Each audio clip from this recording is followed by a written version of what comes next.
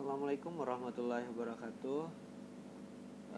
Kembali lagi untuk pertemuan kedua pada pagi hari ini dengan mata kuliah akuntansi keuangan desa, di mana pertemuan kedua kali ini kita akan membahas struktur organisasi dan administrasi desa. Sebelumnya perkenalkan, nama saya Agus Wahyudi. Saya merupakan dosen program studi akuntansi Fakultas Ekonomi dan Bisnis Universitas Teknologi Sumbawa. Oke, nggak usah terlalu panjang pengenalan. Kita langsung ke materi kedua. Struktur organisasi. Pemerintah desa merupakan lembaga perpanjangan pemerintah pusat yang memiliki peran strategis untuk mengatur masyarakat yang ada di pedesaan demi mewujudkan pembangunan pemerintah. Berdasarkan perannya tersebut, maka diterbitkanlah peraturan-peraturan atau undang-undang yang berkaitan dengan pemerintahan desa yang mengatur tentang pemerintahan desa, sehingga roda pemerintahan berjalan dengan optimal. Puncaknya di situ adalah pemegang kekuasaan tertinggi adalah kepala desa. Kepala desa merupakan pemerintah desa atau yang disebut dengan nama lain yang dibantu oleh perangkat desa, di mana kepala desa bertugas menyelenggarakan pemerintahan desa, melaksanakan pembangunan desa, pembinaan kemasyarakatan, serta pemberdayaan masyarakat desa. Kemudian, kepala desa akan dibantu oleh sekretaris desa, di mana sekretaris desa merupakan perangkat desa yang bertugas untuk membantu kepala desa dalam mempersiapkan dan melaksanakan pengelolaan administrasi desa, mempersiapkan bahan penyusunan laporan penyelenggaraan pemerintah desa. Di bawah sekretaris desa itu ada kepala urusan tata usaha dan umum, kepala urusan keuangan, kepala urusan perencanaan.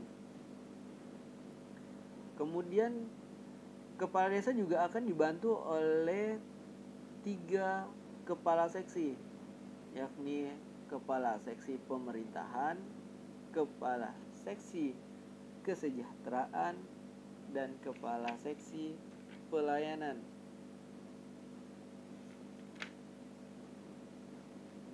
Langsung dalam hal administrasi desa, pelaksanaan kewilayahan akan dilakukan oleh beberapa kepala dusun, di mana tugas dari kepala dusun adalah membantu kepala desa melaksanakan tugas dan kewajiban pada wilayah kerja yang sudah ditentukan sesuai dengan ketentuan yang sudah ditetapkan.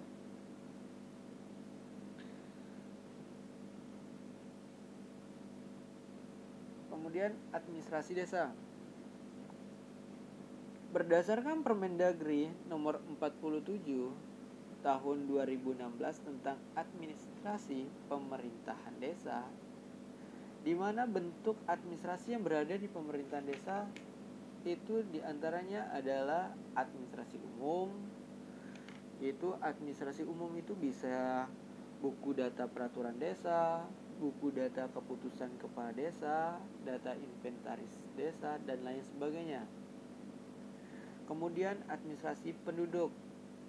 Administrasi penduduk adalah kegiatan pencatatan data dan informasi mengenai penduduk dan mutasi penduduk pada buku administrasi penduduk. Di antaranya adalah buku data induk penduduk desa, buku data mutasi penduduk desa, buku data rekapitulasi jumlah penduduk akhir bulan, serta buku data penduduk sementara. Administrasi desa yang wajib juga dimiliki oleh desa adalah administrasi keuangan. Di antaranya adalah buku anggaran, buku kas umum, buku kas harian pembantu, buku kas pembantu pajak, serta buku kas pembantu bank. Keempat adalah administrasi pembangunan. administrasi pembangunan di sini diperuntukkan untuk kegiatan pencatatan data informasi pembangunan yang akan atau sedang bahkan yang telah dilaksanakan pada buku administrasi pembangunan tersebut. Di antaranya adalah buku rencana pembangunan, buku kegiatan pembangunan, buku inventaris proyek, serta buku kader-kader pembangunan. Yang terakhir atau yang kelima adalah administrasi lainnya.